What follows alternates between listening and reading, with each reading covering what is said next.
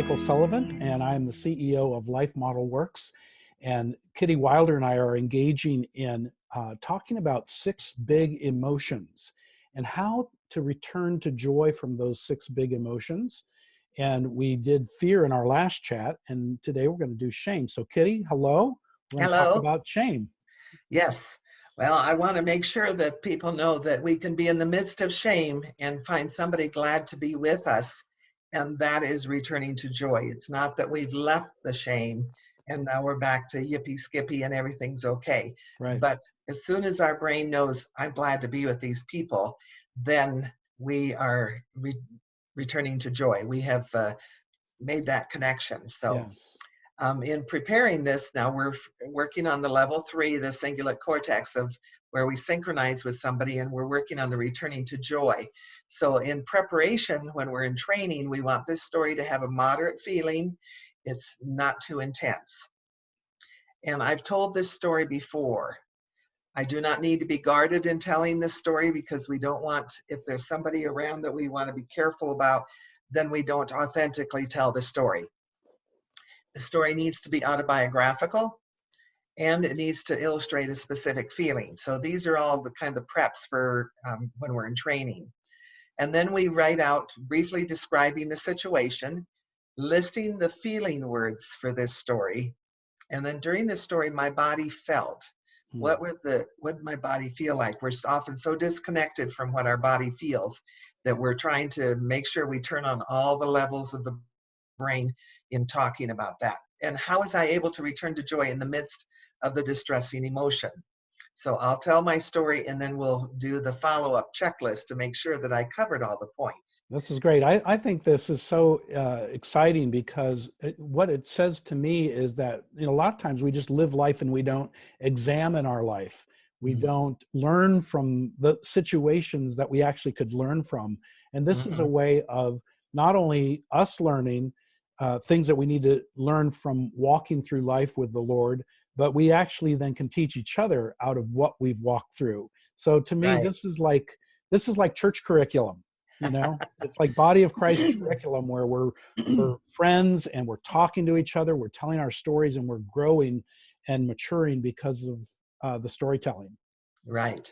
And we call these 4+ stories because we're incorporating all the 4 levels of the right brain. And then when we do that, then we get the plus is the words on the left side of the brain. Yeah. So All right. my story for shame is that when I was leaving Nigeria, when I had graduated from high school and I was coming to the United States, I was flying home to America with another family because my parents weren't due to come to the US yet. So anyhow, this family were so gracious to me. But while I was on the trip, I had somehow been exposed and I had dysentery and malaria. Oh. So I was so sick. Oh, I just was, they'd wake me up to show me a mountaintop that we were flying over and I'd throw up. We'd get up and walk out of the plane and the dysentery was just running down my legs.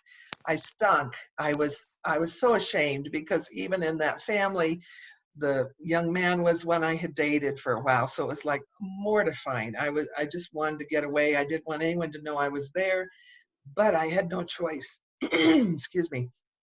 And I was just feeling miserable. I didn't have the strength to carry my own purse or my umbrella. So they were all having to carry it for me. But they were so gracious and were glad to be with me. And I was so grateful for them to be there, taking care of me, keeping an eye on me. And so we returned to joy in being glad to be together in the midst of this very shameful situation. Whew. Wow. Yeah, that is shameful. That's a tough one. Yeah. Yeah. So did I show authentic emotion on my face and in my voice? Yes, you did. Okay. Did I maintain eye contact while telling the story? You did. Often with shame, we want to hide, so we want to disengage those eyes, but we need to stay in eye contact. Yeah.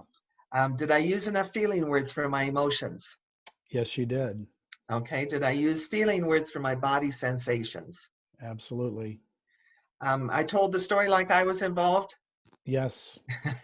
And I used just the right amount of words, not too many and not too few.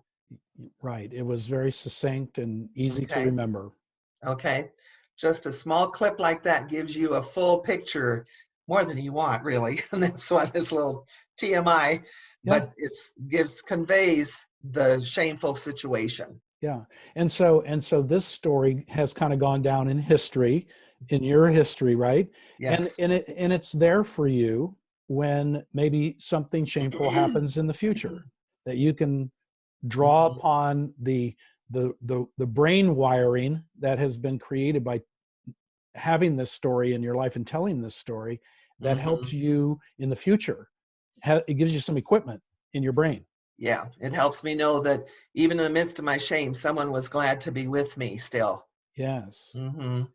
Very And good. then, and then it hopefully equips you in knowing in a shameful situation like that, there are people that are glad to be with us in the midst of that shame.